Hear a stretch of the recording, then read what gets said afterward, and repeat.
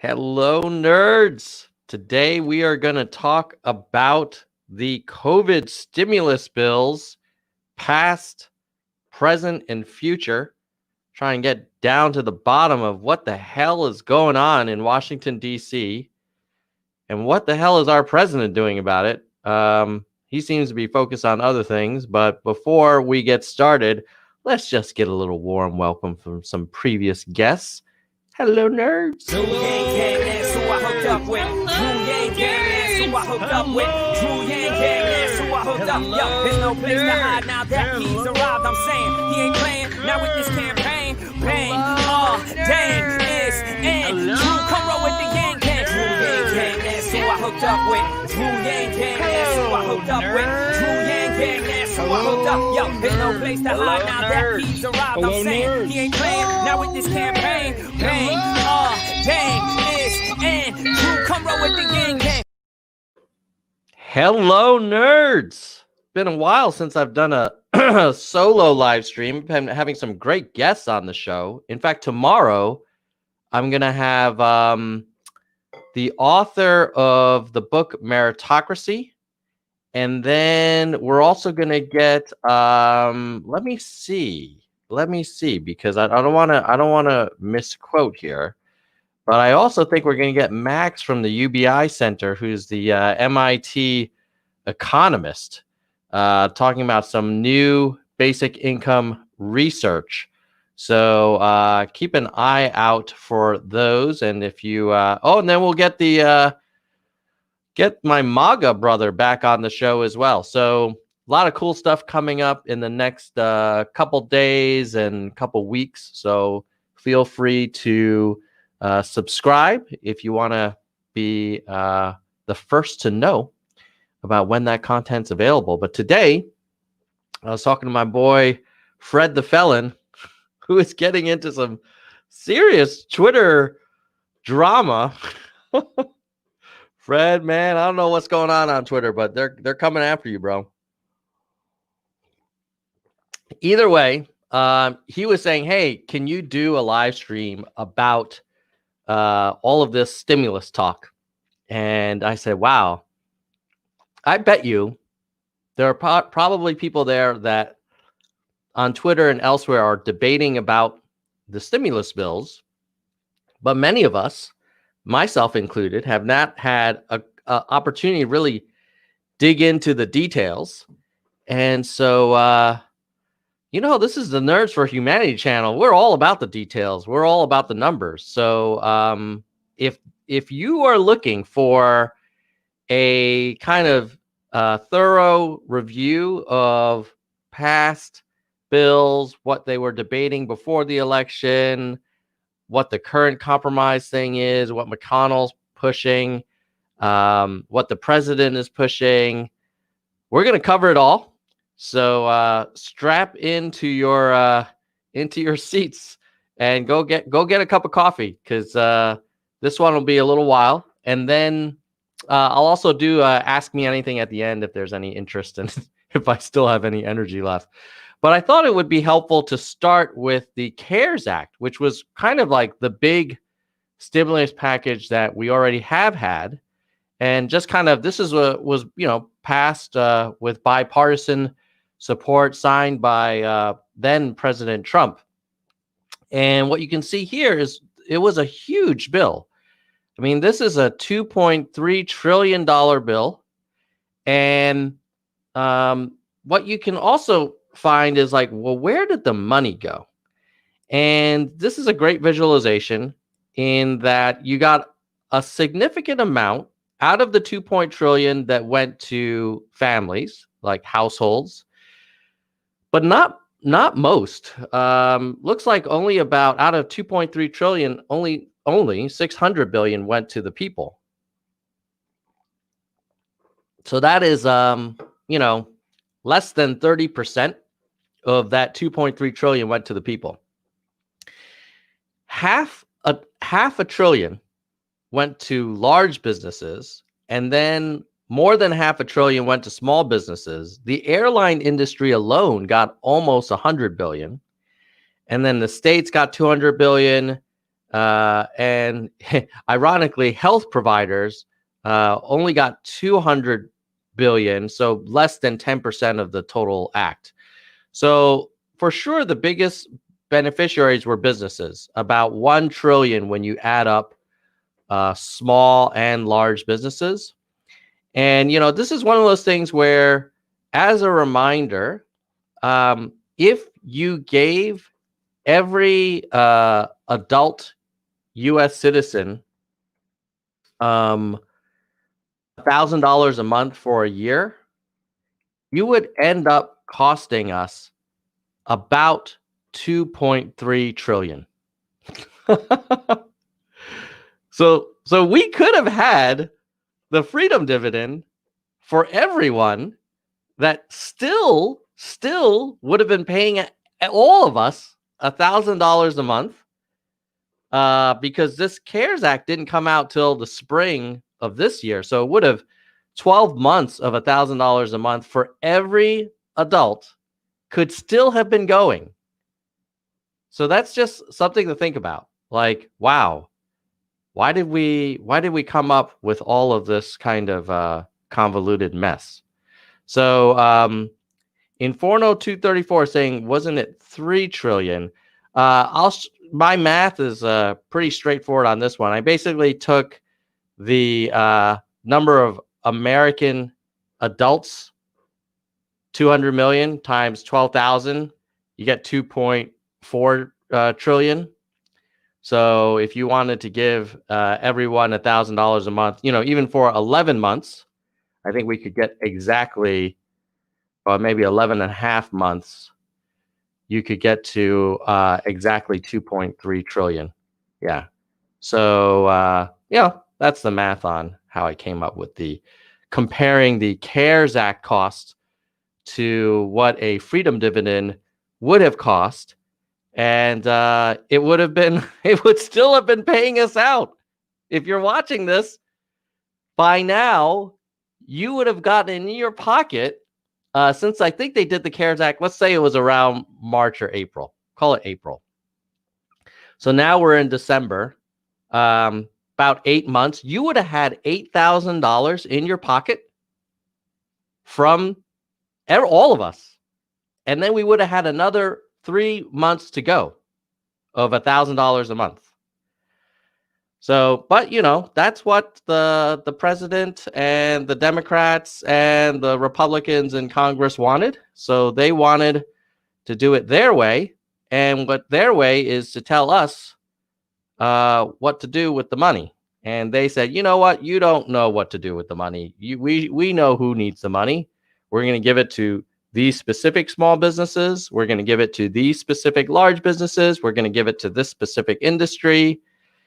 And you can get maybe about 25% of this 2.3 trillion in the form of unemployment benefits and direct payments. If you go to direct payments, that's even just a little bit less, a little bit over 10% of the total cost. So that was the great stimulus that we got out of our representatives and our president. Frankly, Donald Trump could have been a hero if he had just said, hey, I don't want to divvy out this money in this convoluted way. I just want to give direct cash benefits to everyone. He elected not to do that. But, Donald Trump elects to do a lot of things his own way. So the other thing that I wanted to show you is another interesting breakdown, because when you add up some of these stimulus plans, they kind of basically were spaced out over time. And that original 2.3 trillion did add up to almost 3 trillion. I think maybe that's what Inferno was his point. Which then would have been even more UBI for us. Yeah, we probably would have had UBI for until late spring of maybe even the summer of next year, had we gone with a direct kind of basic income approach. So here's a visualization of the 3 trillion. Whoops, that's the same one. Hold on. Let me close that. Sorry, folks. Also, let me expand this so I can make it easier for me. Bear with me. Getting rusty. Here we go. Let's look at this one. There we go. Okay. So this adds up the first through 4 bills because they did the big one and then they kind of added on. And I think, understandably, the first 2.3 trillion wasn't enough. So when you add up all 4 of the stimulus bills that had been passed, where do you end up? Well, most of the money, when you add up all 4, so each bill has a different color. When you add them all up, you see that small businesses got the most help, 800 billion. Individuals got a little bit less than small businesses in the form of unemployment benefits, paid leave, and direct cash, about 784. Then you got big corporations at 532. Other businesses at 513. So over $1 trillion for businesses. And then when you add up small businesses, almost 2 trillion, 1.8. And then public health, state and local, and other got about half $1 trillion between state and local and public health. And then testing actually only got 26 billion. So that's where the money went. So again, the question is, why is this individual's line smaller than the sum of the all business, big corp, and small business line? I mean, obviously, we're getting to a philosophical debate here, but honestly, I do not want the government to try and save us. I want the government to just give economic aid across the board and then let us make decisions. And you know what? If we got money in our pockets, we would spend it. Most of us would spend it. And we'd probably spend it at a lot of small businesses and a lot of medium and large businesses, but it would be up to us. It wouldn't be up to Mitch McConnell and Nancy Pelosi and Donald J. Trump. But at any rate, that's another interesting visualization. I think the key takeaway from this one is that most of the money went to businesses of various sizes, and very little money went to testing, actually. Out of that 3 trillion, probably less than 1% went to COVID testing. You almost wonder, and 300, about 10% went to public health. And you could argue, wow, if the root cause of all of this trouble is the pandemic, why did only 10% of the money go to addressing it? You could have given free PPE to everyone. You could have given rapid testing to everyone. You could have provided support for more public information. I mean, it wouldn't have taken 3 trillion, but probably would have been more than 300 billion, which is what they ended up allocating. All right. So now we're going to move on to the next question, which is like, hey, remember before the election, there was a huge debate about there was a $2 trillion discussion, right? So let's that was the whole HEROES Act. And then there was the HEROES versus the HEALS Act. So let's take a look at that, because that was easily kind of summarized in Twitter as like, oh, not enough aid for people. And then the Republicans would say, I'm not going to bail out the states. So let's look into the details, get out of the kind of yelling and screaming and all caps kind of thing. Let's look at the information that's available to us.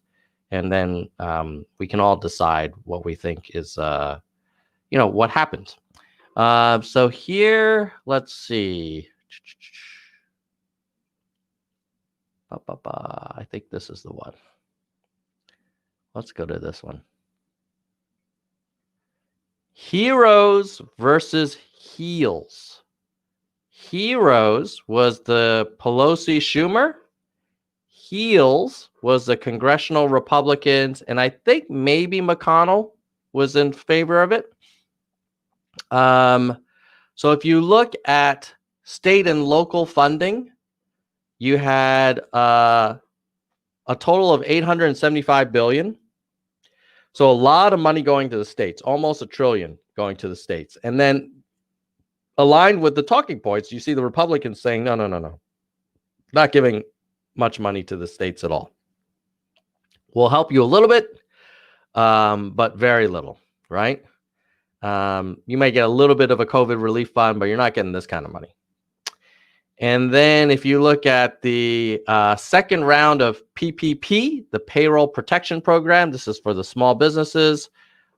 This was not included in the HEROES Act, but it was in the HEALS Act of $200 billion. You had to show a loss of 50%, and you would get a loan equal to 2.5 months of payroll, which would then be forgivable. So you kind of give credit to the HEALS Act, giving a little more to the PPP. And then federal unemployment would have gone to $600 at the federal level. So would have extended it through throughout 2020 until the end of January 2021. That's the HEROES Act. This is the Democrat Act. And then the Republican one said, no, $200 until October. So that's where you could argue the HEROES Act was a little more generous. So far we've got HEALS being better on PPP with the small business loans, HEROES being better for unemployment.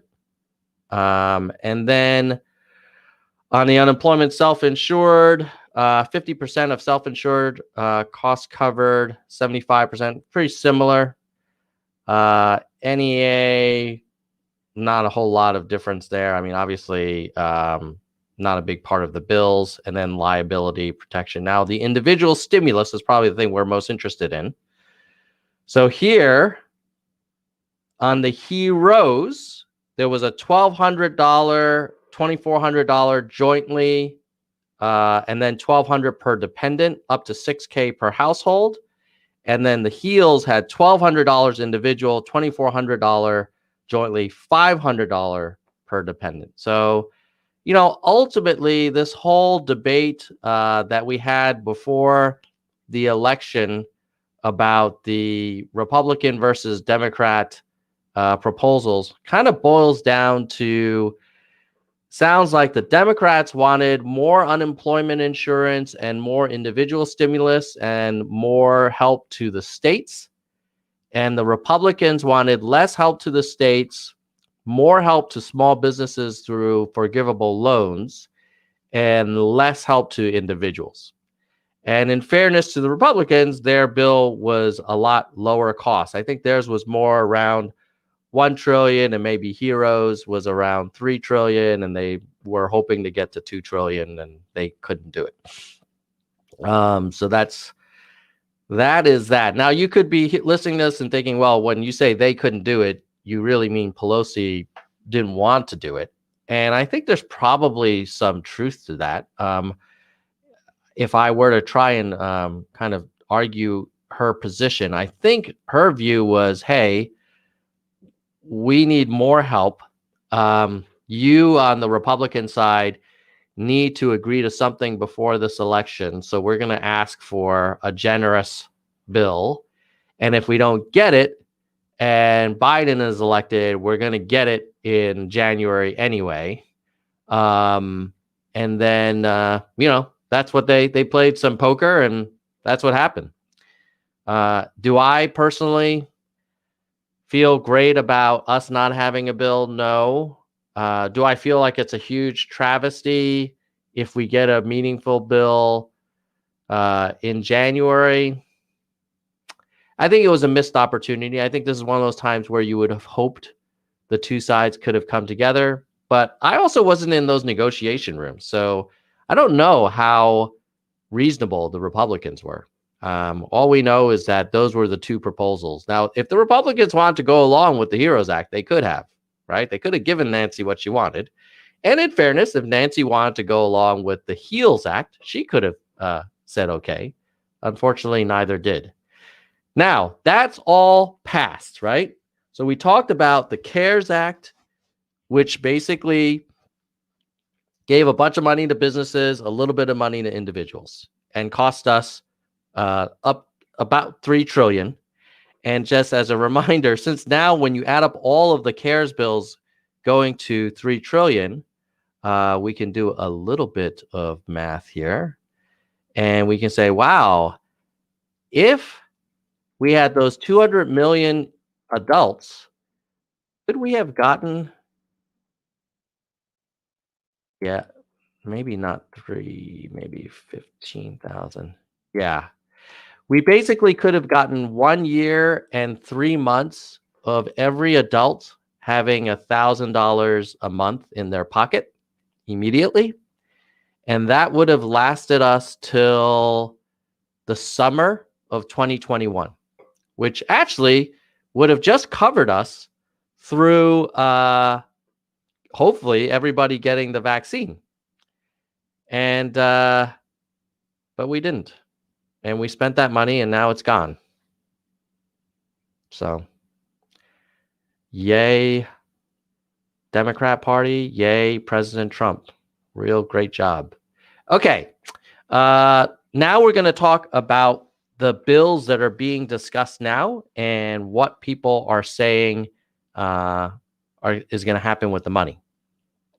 But before we do that, I do want to give a special thanks to our channel members who make this content possible. I have been very busy at work, and our member support reminds me that we got to keep pumping out this content. And I know this kind of stuff is super wonky and it's not your traditional, like really exciting, full of personality, drama YouTube content. But, this is Nerds for Humanity. This is what we do. And so I want to thank our members for supporting this content. And specifically, we're going to start with our highest level, our EVP, which is Kristen Slevin. Thank you, Kristen, for all your support. You are awesome. And just so you guys know, we're about to get close to paying back the ad campaign we ran on Yang Speaks. So I'm going to start probably in January, once we pay that debt off, with this member money to run a new campaign to promote the channel. And the reason why we do that is it allows us to attract more guests, higher profile guests, because guests basically want to go on shows with lots of audience. And right now, I'm grateful to everybody here that we're at 18,000 subscribers on YouTube. If you're not a subscriber and you're watching this, please hit the subscribe button. And hopefully we can grow that further. And we're at 16,000 on Twitter. So a combined Nerds audience of around 35,000. At the VP level, let's see, total time as member. We'll start with our oldies, our most loyal: VLAM, JM Sap, Fat Lamb, Soldier One, Laura Lane, Joshua Frick, Patrick Dumb, and Mindful Skeptics. Love it. And then we've got the hardcore level. And we've got Mike Chan, Gene Lim, David, Tracy Mesa, Donkey Kong, Landline 51, Phoenix Congress, Jekkalego, Kirsch, Mr. History Van, Byram Hess, Mona Burton, Susan Clifton, Yang Den, Robert Wu, Dean L, and Stat Nerd. Stat Nerd in the house. And then finally, we have our verified level. And we have Helen, Lisa, Sugar, Albert, Brandon, Yes, Brian, Peter, Arez, Hitachi, Your Mammon, Jadwiga, Sophia, Gail, Shake and Make, Mike, Doris, Emerald, Elizabeth, Nell, Lori, Ben, Roger, Richard, Lisa, Christina, Vaughn, Tony, Rastafasta, Ryan, Jessica, Bike, James, Jalopy, Aaron, Emma, Joel, Spirited, Kay, Hui, Steven, and Ira. So thank you all for supporting the channel. And now we're going to talk about the bills that are on the table. Okay? So, Elizabeth Norris says, hey, I had to drop my membership for just a bit. Totally understand, Elizabeth. I appreciate everything you've done in terms of supporting the channel. And if any member is trying to make ends meet, this should not be, obviously the top of your list for where you spend your money. But if you can support the channel, none of it goes into my pocket. I put it 100%. Frankly, I put it probably 200% into promoting channel. And basically, I put a lot of my own money into promoting channel and investing in content and technology to kind of help you guys hopefully have a good experience. All right, now let us move on to the $900 billion new COVID plan that is being talked about in the Congress. Okay. Oh, Nell says hello. Nell, Nell's got his own channel, My Creative Workshop. So check it out if you want to learn about how to become a better designer and you want some tips and tricks. Nell is the man. Okay. So now let us go to the $900 billion bill.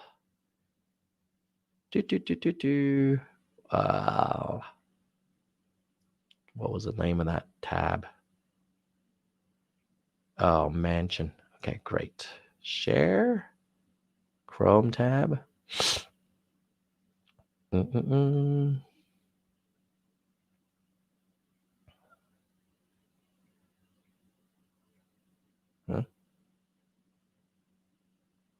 Bear with me, folks. Here it is. There it is. This is the one everybody's talking about. Adds up to $900 billion. Has bipartisan support. Where does the money go? So let's make that a little bigger. Most of the money, I don't know why they don't order this by size, but whatever.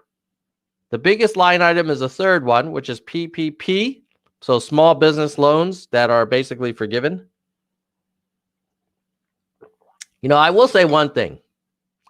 If you're going to do these small business loans and you're going to forgive most of it, then freaking just give people money. It's like kabuki theater. All right. Let me get off that rant. Okay. But there's $300 billion to small business in the form of loans.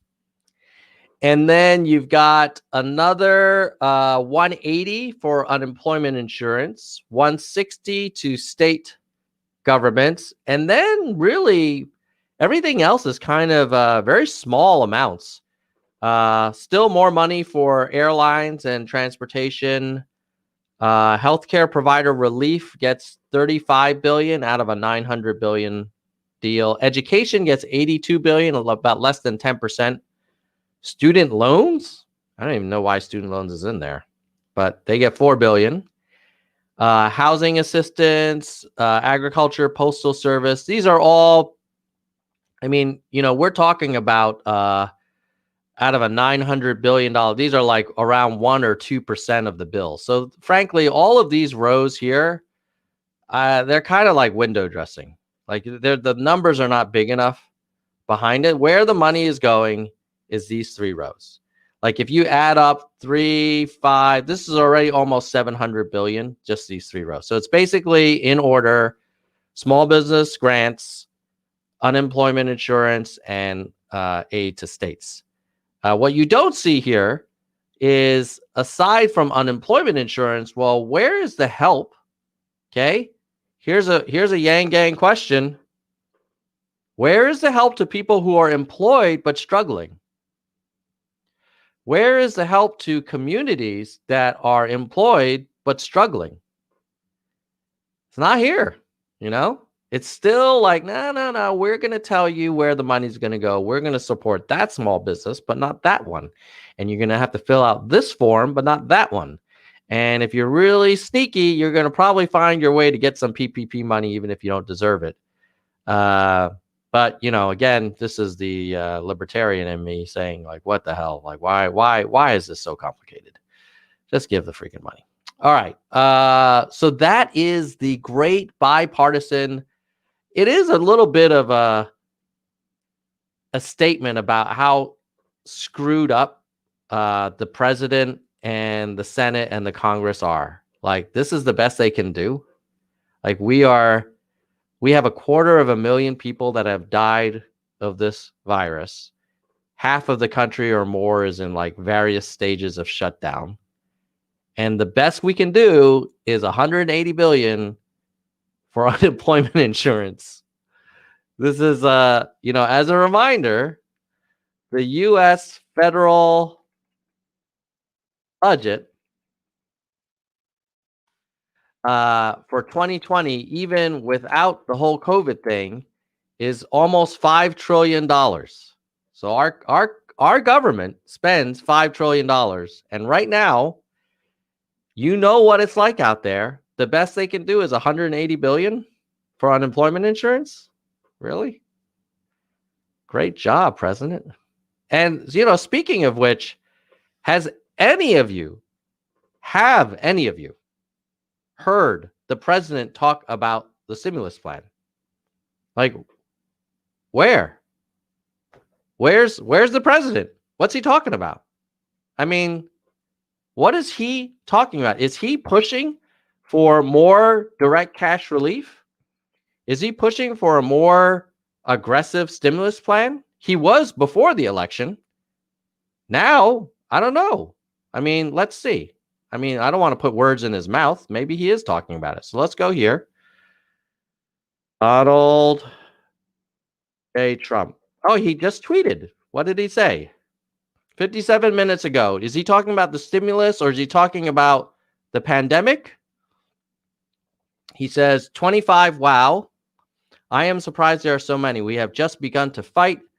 Please send me a list of the 25 rhinos. I read the fake news Washington Post as little as possible. Okay, then maybe the tweet right before he talked about either the need to mitigate the spread of the pandemic, or he talked about the need for the Senate and Congress to get their act together and push through a major stimulus plan to provide relief to the people. So let's see what the president said after saying that he doesn't read the Washington Post. He says, the prior tweet was, I will easily and quickly win Georgia if Governor Brian Kemp GA permit simple signature verification. So has not been done. I think Brian Kemp GA is a Republican that Trump endorsed, but whatever.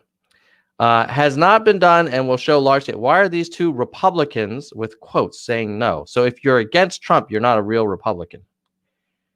Here, okay, maybe the previous Trump, maybe this video is about the importance of social distancing and wearing a mask in the middle of a pandemic.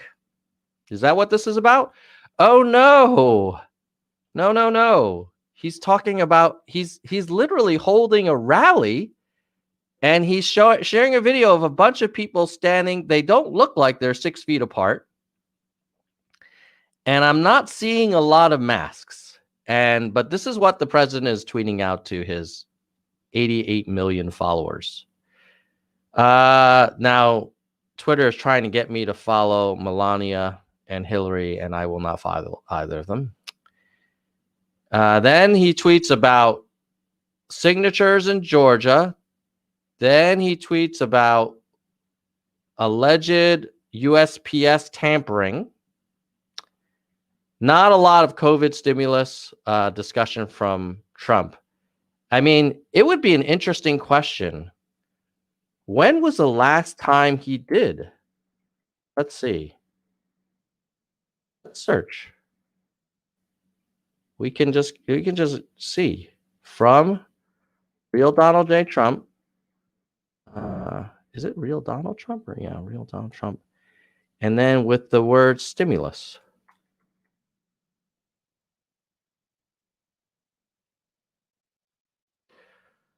Oh, are you serious? No, must be earlier than that. Come on. That's the top. Here's the latest.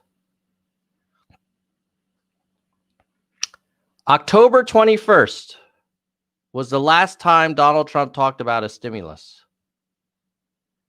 And he said, just don't see any way Nancy Pelosi and crying Chuck Schumer will be willing to do is right for our great American workers, our wonderful USA itself on stimulus.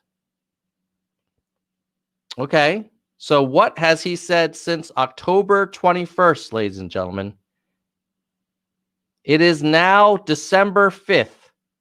There is no stimulus, and he hasn't said a word about it, about our great American workers, our wonderful USA itself. All right. So we talked about the $900 billion lame ass. It's like, seriously, is this the best you can do? Now, I should be honest with you.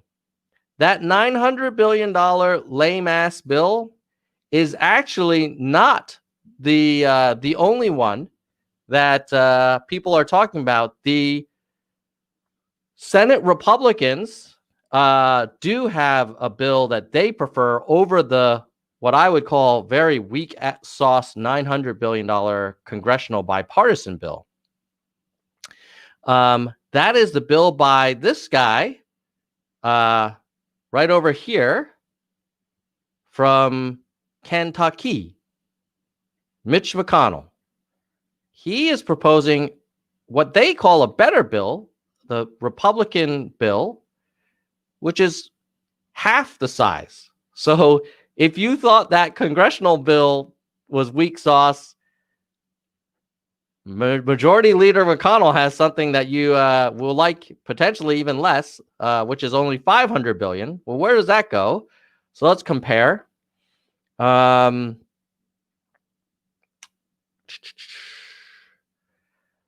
So you had the CARES Act in March, which was $600 a week. And then you had Trump with the executive action to drop it to $300. Then that runs out to December 31st.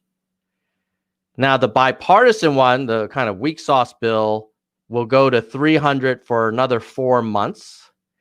And McConnell's would extend for 1 month, but does not set a dollar amount. Okay. And then you've got Chuck Schumer, who wants a $600 a week benefit through basically the end of next year. And then you have PPP. So the new bipartisan would add $300 billion, and so would McConnell. So basically, everybody seems to love the small business PPP program. And it looks like McConnell does not love unemployment insurance or direct aid to people. Renewal of renter protections from evictions. So the CARES Act had established a ban on evictions. It was set to expire. Trump extended the ban, but that's going to end at the end of the year. The bipartisan proposal would give some rental assistance funding. And McConnell, in his bill, did not mention eviction protection. And then around vaccines, you've got bipartisan would be $50 billion for vaccine distribution, and McConnell's would be $16 billion for testing and tracing. So McConnell's kind of some pretty small potatoes. And then liability coverage. Republican legislators have supported limiting liability so that people can't sue a business for contracting COVID if they don't take sufficient actions and are grossly negligent.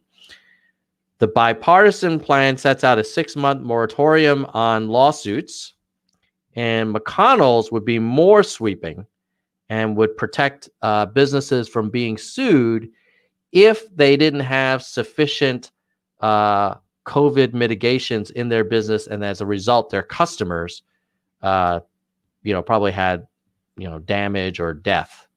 So if you are a business and you don't want to get sued for not doing things, then you might like this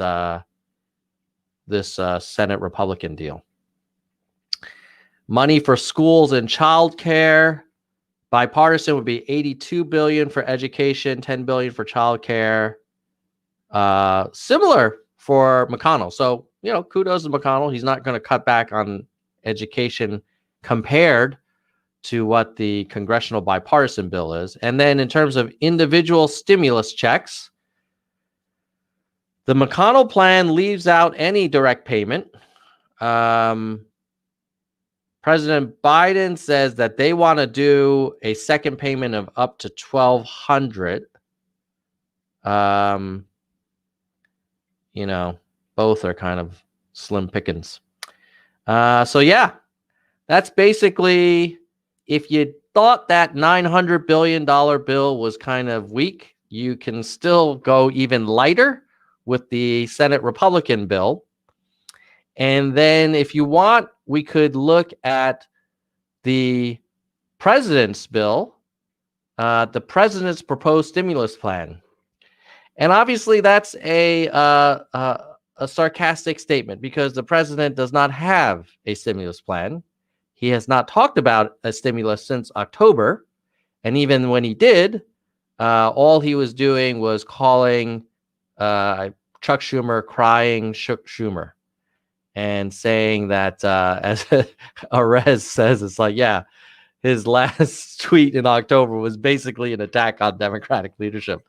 Yeah, where is this America First leadership from President Donald J. Trump? I mean, if the guy really believes that he is the rightful president, and he certainly is for now, then you could argue he should do something about economic support.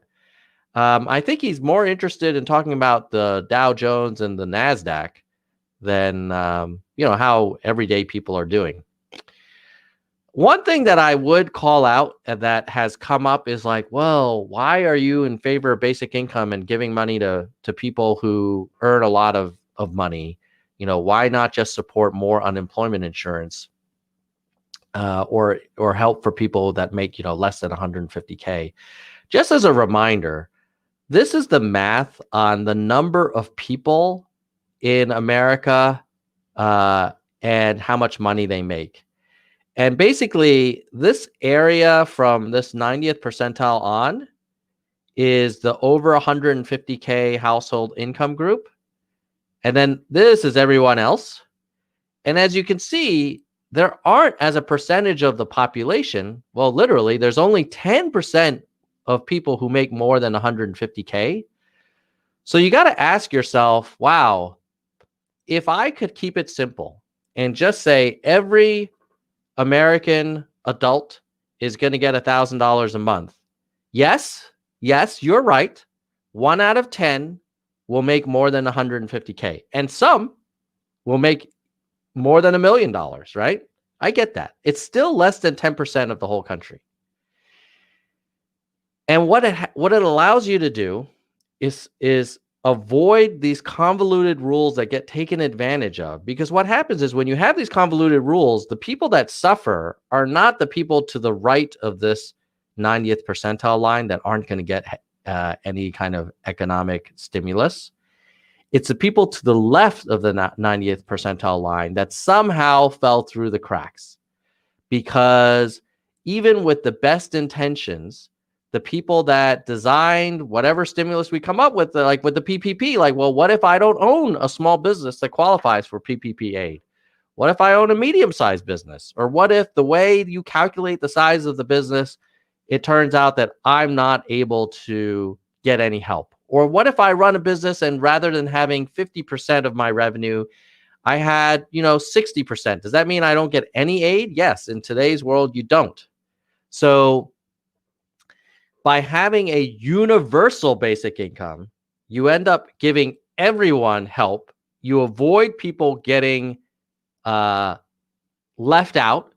And then for the people that let's be honest, didn't need it, the 150K earners and above, most of them are going to spend that money or they're going to give it to charity. I suppose some of them will be selfish and just be like, ooh, $1,000 a month. I'm going to put this in my pocket. Most likely, they're going to spend it. And they're going to spend it, and that's going to increase employment and support businesses. So just remember, don't try and, over architect these stimulus plans to try and only help the people you think need the most help, because two things will happen. You're going to miss people that do need help, and they're going to get left in the cold. And two, people will take advantage of your convoluted rules. And that's how like Ruth Chris Steakhouse and Harvard University somehow got all of this like PPP money when really they should not have. And they got all this kind of stimulus support, and they were far from, most in need. This is how American Airlines gets, close to $100 billion, or the airline industry gets close to $100 billion. So just something to be mindful of. Let's see. One other thing I want to share with you is our petition to get Andrew Yang into the Biden cabinet. So as of right now, we have 4,463 signatures.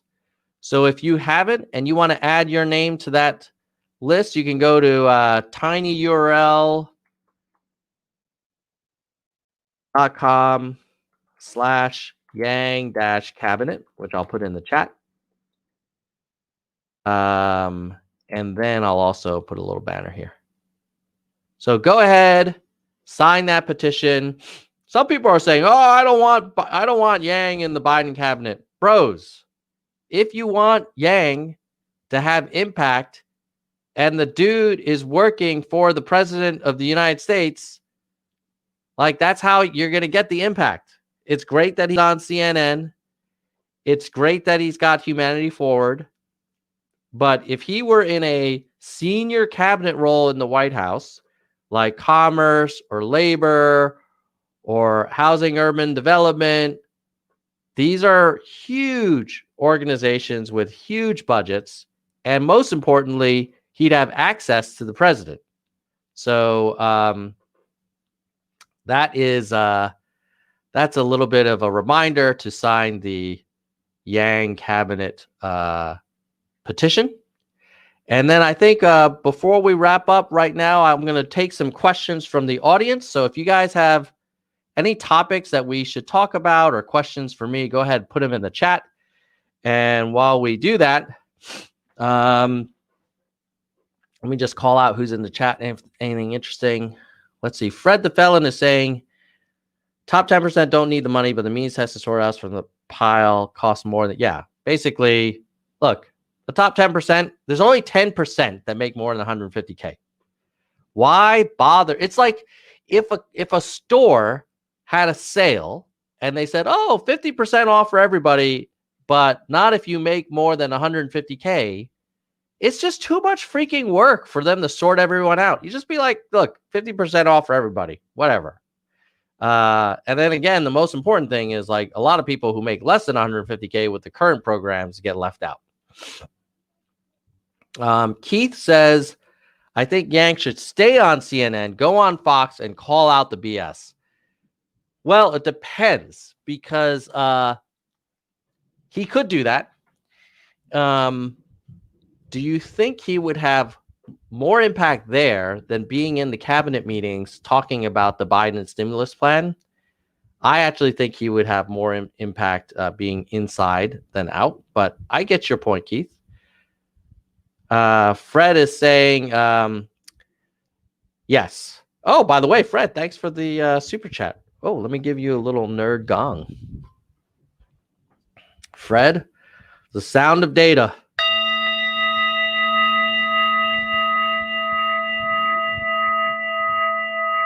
All right. Trucker for Yang says, I don't want Yang in the Biden administration. He will not be in the cabinet. That is reserved for the true blue. The Pete types. Well, look, let's get him an offer. And if you don't think he's going to get an offer, then no harm, no foul. And if he gets an offer, let's trust that Yang has a good judgment to decide if that's useful for him. At the end of the day, like, it's just option value. But yeah, lower level Biden admin position, I don't think Yang would accept it, and I wouldn't advocate it either. Whatever happened to the big trucker strike? Yeah, I don't know. But I would imagine at some point, if the economy, continues to struggle, I know the president likes to talk about the Dow Jones Industrial Index, but if you look at the latest employment numbers for the U.S., it started to soften a little bit. I don't remember the president talking about this much, but let's look at the number here.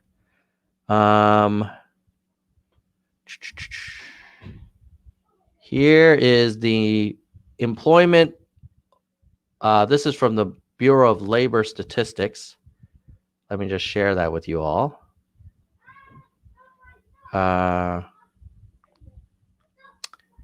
So you see, we lost 20, this is in thousands, lost about 20 million jobs in March. This was due to what the president calls the hoax of the COVID hoax. But then we started to have a little bit of recovery as we got closer to the summer. But since the summer, the amount of job growth has been very minimal. And in fact, in November, it's almost non-existent.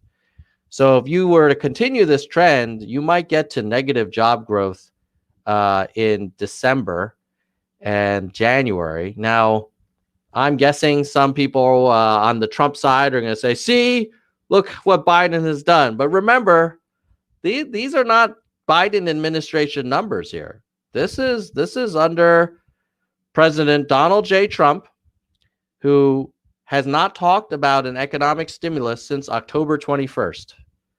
He seems to be tweeting more about Georgia and Michigan and Pennsylvania literally a month after the election. It's been a month, guys. The election's over.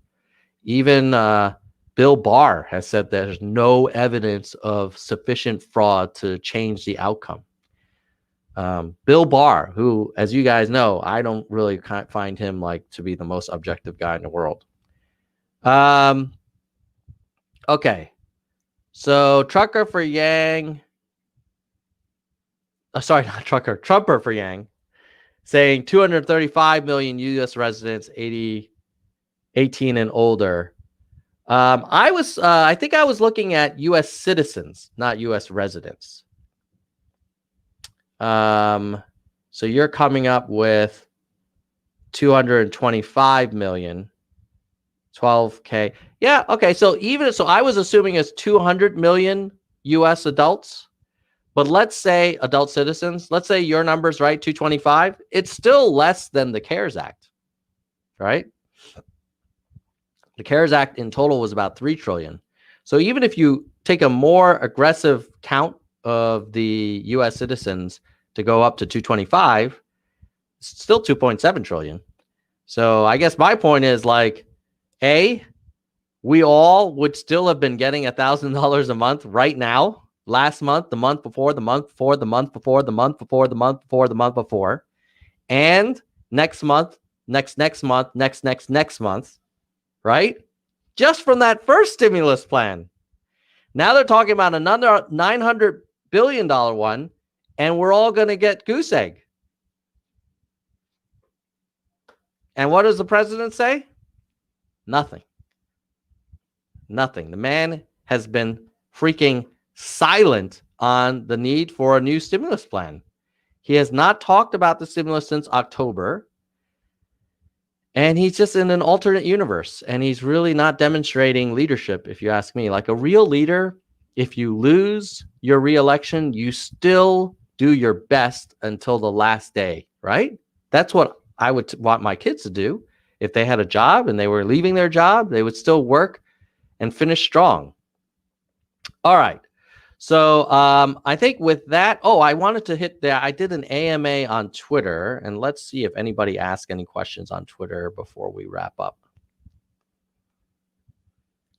This is old Trumpy's account. We're not going to hear from him anymore. Oh,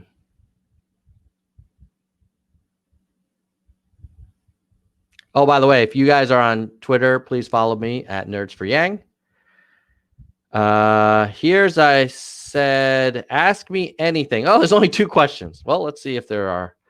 Thoughts on the current future direction of the economy. Do you think there will be a market crash with so many people falling into poverty? Will the effects felt by wealthy, or do you think the K-shaped curve continues? That's a great question.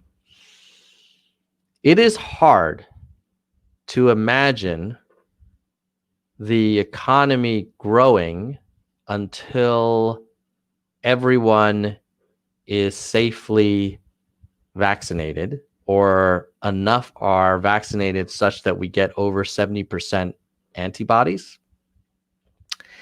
And I know a lot of people are super excited about the vaccine. I am too. I can't wait to get access, but probably 90% of us or more are not going to even be eligible until maybe the spring. So when you hear these news reports about, the vaccine got this approval or vaccinations are starting in December, read the article and see how many doses there are. Because if you say 300 million people and you each need 2 doses, if you want to use the Moderna or Pfizer one, that's you need 600 million doses, right? They're not talking about shipping 600 million doses. So eventually we're going to get there. But because of that, and if you want to look at what's going on from a COVID point of view, I know this was a discussion about the stimulus, but you can't talk about the economy without talking about the pandemic, right? Because obviously it affects us. So let's just look at the numbers, folks.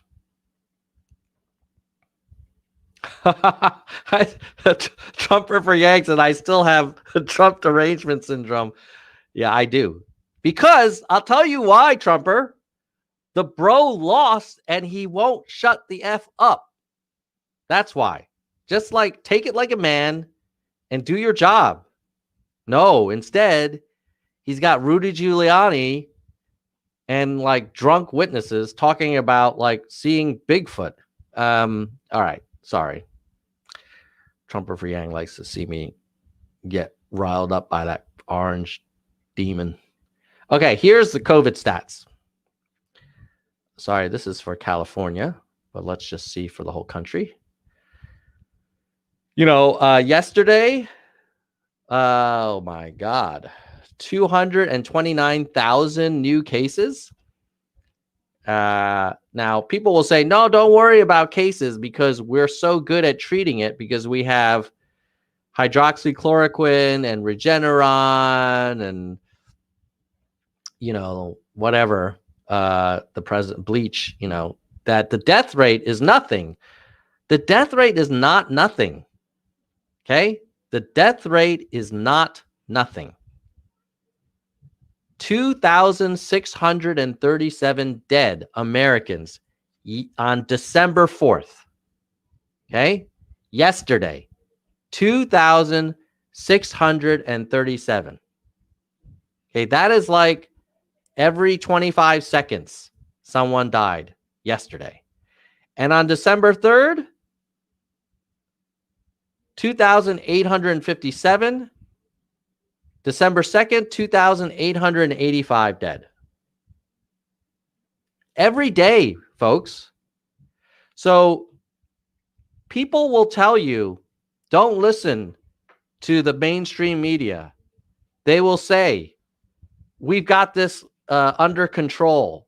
It's going to go away miraculously. Everybody's going to get Regeneron. Don't worry. I feel even stronger after getting COVID. People will tell you that. That is some BS. Because my question then is, what happened to those 2,885? Where was their Regeneron? How did that hydroxychloroquine work out for them? Where were their experimental steroids? Where was their special floor of Walter Reed and a helicopter ride? It's ridiculous. Now, other people will say to you, oh, you know, these numbers, they're just people dying of pneumonia, and they would have died anyway. People die every day, Tom. What's your big, you know, why are you like getting all worked up because you claim that people are dying, but in reality, they would have died anyway, right? That is the claim. Here is actual data from the CDC and showing how many people normally die in a normal year and what we actually saw. So here you go. This dotted line shows what normally happens. Basically, you have a lot of deaths around January, February, and then it kind of starts coming down towards the summer, and then it starts coming back up in the fall. And this is the actual number of deaths of all causes, regardless of how you label them in 2019. Sorry, in 2020. Why are so many more people dying in 2020 in America than they have in previous years in America? What changed? Is it because doctors started actually killing people? Is that the new argument from the Trump camp? That because they used to say, oh, the same number of people died. The same number of people died. You're just marking them as dying of COVID. No, the same number of people did not die. Tens of thousands of people every month died more than normal. There were more than tens of thousands of deaths every month than we would normally expect to see in a typical year. So don't listen to that BS about, oh, it's a fake virus, or you know, you don't need to take precautions. And by the way, if let's also look at how we're doing as a country, because I know there was another argument which was like, oh, well, don't worry. This is just a problem in the coasts, right? This is a coastal problem. Let's take a look at how this has been panning out across different parts of the country. So here you have the national number over time. You got Thanksgiving around here where a lot of people didn't report. And now we don't know how far this number is going to go up, but we have over 200,000 cases a day for the last few days. And hospitalizations have also gone up. Okay? Hospitalizations are up 28% in the last 2 weeks. Now, you could ask yourself, if this is such a fake virus and all you need to do is take vitamin D and it's just the flu, why are all these people showing up in hospitals? Why are hospitals starting to run out of ICU beds? Are they part of some great Democrat hoax as well? It's like ridiculous. Now, we're going to talk about parts of the country. Here is, as the president calls it, our great United States. And you would imagine if you loved America, you would care deeply about mitigating this plague that is upon us, right? This is the number of cases per 100,000 people. And you can see Minnesota, Wisconsin, Illinois, Indiana are getting crushed. It is not a coastal problem. Ironically, A lot of these coastal states are actually handling this better than these sparsely populated, sort of middle America states. So this is just an example of the hotspots. And then if you look at the per capita cases, similar concentration basically in this upper Midwest area. Now, it's also, someone else has said to me, oh, well, this is just a big American conspiracy. Guess what? Do we actually think that like the rest of Europe and Canada are making this up too? Seriously? Like, do we really think Croatia or Slovenia have some incentive to lie about this virus? Like, seriously, guys. Look, even Switzerland, where I used to live, is now almost dark purple. So please, as a reminder to all the nerds out there, vitamin D, it's great. Take vitamin D. It's good. Take all your vitamins. Wear a mask. And if lately I've been going to N95, even though N95s cost more, they're a little bit harder to breathe than a cloth mask. They do give you a little bit of more protection. I mean, that's why they use them in hospitals, right? So if you can, consider an N95, not just a normal cloth. And if you go naked, like no mask, realize that you're not only putting yourself at risk, but you could be, unbeknownst to you, spreading a virus that is basically consuming hospital capacity.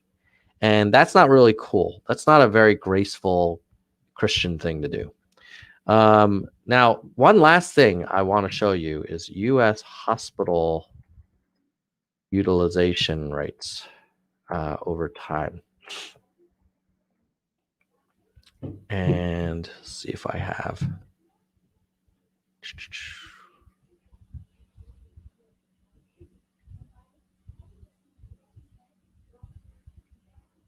So here's an NPR report,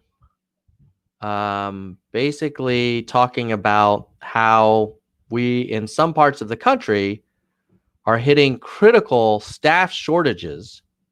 Over 1,000 hospitals are critically short on staff. So again, if this is like if this is just pneumonia, like why are our hospitals running out of people? So 18% of all hospitals are at critical staffing level, and 21% anticipate having critical shortages in the next week. Now, if you are in one of these, if you're in North Dakota, it's a serious shortage. Basically, half of all hospitals in North Dakota are critically staffed right now. And if you're in New Mexico, Kansas, Arkansas, Missouri, Oklahoma, Wisconsin, you're in big trouble because about 1 out of 3 of your hospitals are critically staffed right now. So just please be respectful of your local community and your local healthcare providers, because in terms of North Dakota expects half of their hospitals to be critically staffed. Missouri, Wisconsin, New Mexico, almost half. I mean, you go down the list here. Even in where I live, in the Bay Area, we are, in my county, we have 8 ICU beds, normal ICU beds still left that are unfilled. And they just added 88 surge capacity ICU beds. And the number of cases in my county where everybody tries generally pretty hard to mitigate, we've gone from 100 cases a day 30 days ago to over 200 cases a day a few days ago. So this thing is for real. Like, hang in there. Please consider not traveling for Christmas. And if you traveled for Thanksgiving, I hope you took a test a few days after. You probably should have taken the test on Wednesday or Thursday. If you haven't, no shame. Please take one now. And be careful out there, right? Because you may not get that vaccine.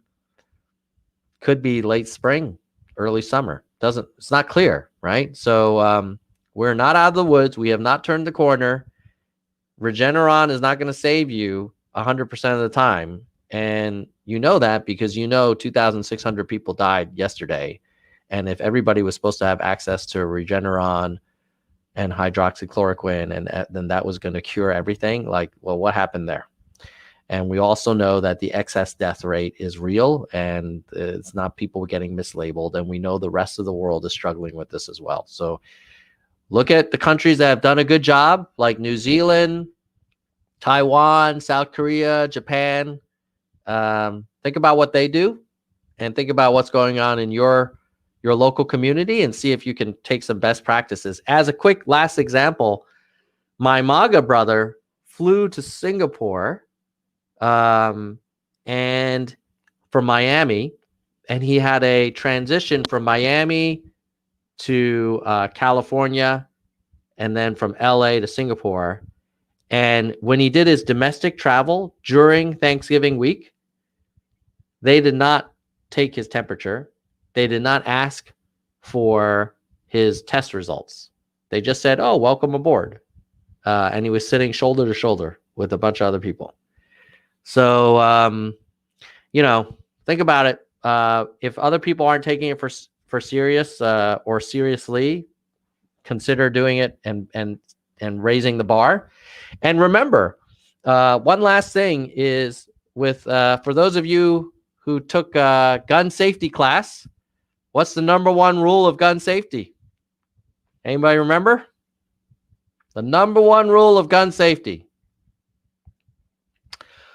all guns are loaded at all times. And the reason they have that is because many, many people get shot accidentally thinking that the gun was not loaded. And my suggestion for you is assume all people are infected at all times and act accordingly. Don't hug them. Don't get within 6 feet of them. Don't swap air with them. Don't touch things they've touched. And hopefully we'll make it through. And hopefully President Trump, McConnell, Pelosi can get a big stimulus as soon as possible. And if President Trump is occupied with other topics, then President-elect Biden, hopefully he does something real soon. And maybe he'll have Andrew Yang in his cabinet to help him think about how we craft the next big stimulus plan. Because had they done it the right way with the CARES Act in March, we all would have been getting $1,000 a month, and we would have had several months left. And unfortunately, we don't. So with that, I'm going to say goodbye, nerds. If you found this helpful, please, please, please like this, subscribe, share, tell all your friends about Nerds for Humanity. And I've got more shows coming up tomorrow, including an interview with the author of The Meritocracy Trap, Daniel Markovits from Yale Law School. Is going to talk about how the merit-based economy that we all believe in not only screws the poor, but also is eating the elite. So we'll see you tomorrow if you have a chance, or catch us on replay. Goodbye, nerds.